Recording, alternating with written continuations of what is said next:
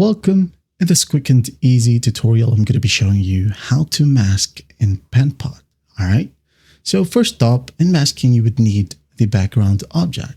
Let's say I'm going to go ahead and use a rectangle right here. I'm going to click on it and then I'm going to draw a big rectangle. Okay, and once that's done, you would add in another image or a layer.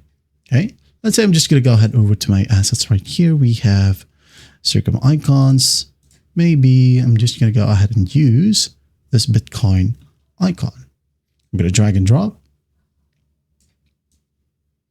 like so, and I'm going to make it bigger.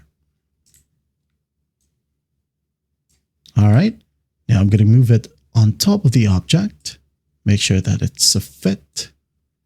Okay, we have this X right here. Well, that means that it's centered. Now, what you'll do to mask it is that you need to select both objects, okay?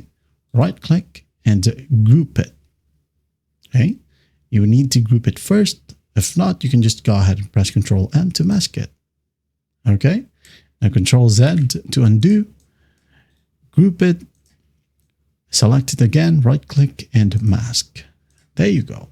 And that's how easy it is to mask here in Penpot. Well, I hope this video helps and I'll see you in the next one.